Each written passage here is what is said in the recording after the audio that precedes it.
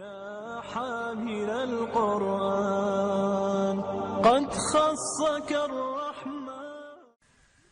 اگرچہ قربانی کے گوشت کے 3 حصے کرنا پسندیدہ ہے، ایک حصہ غریبوں کے لیے، ایک رشتہ داروں کے لیے، ایک اپنے لیے رکھنا، لیکن اگر کنبہ بڑا ہو اور پورا گوشت استعمال کرنا چاہیں تو کر سکتے ہیں.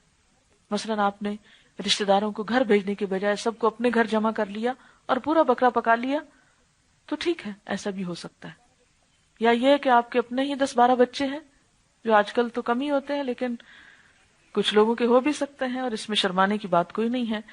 تو اب ان سب کے لیے اگر پراپر فوڈ بنانا ہے اور بکرے کا سائز اتنا ہے کہ وہ پھر تقسیم کرنے کے لیے کچھ نہیں بچتا، تو خود بھوکا رہ کر دوسروں کو بھیجنے کی ضرورت نہیں، سارا خود کھا سکتے ہیں. کیونکہ بعض لوگ خود بھی ضرورت مند ہوتے ہیں، وہ شوق میں قربانی کرتے ہیں لیکن دے بھی نہیں سکتے، تو وہ گھر رکھ لیں، خود کھاتے رہیں. کیونکہ اصل چیز خون بہانا ہے. تقسیم کرنا پسندیدہ ہے لیکن فرض نہیں، لازم نہیں. اسی طرح اگر کوئی شخص خود صاحب استطاعت ہو، عزیز و اقارب بھی صاحب استطاعت ہو، تو قربانی کا گوشت تمام کا تمام بھی غریبوں کو دیا جا سکتا ہے. جیسے آپ افغانستان بھیج رہے ہیں یا کشمیر بھیج رہے ہیں یا کہیں اور بھیج دیتے ہیں، تو ایسا بھی کیا جا سکتا ہے.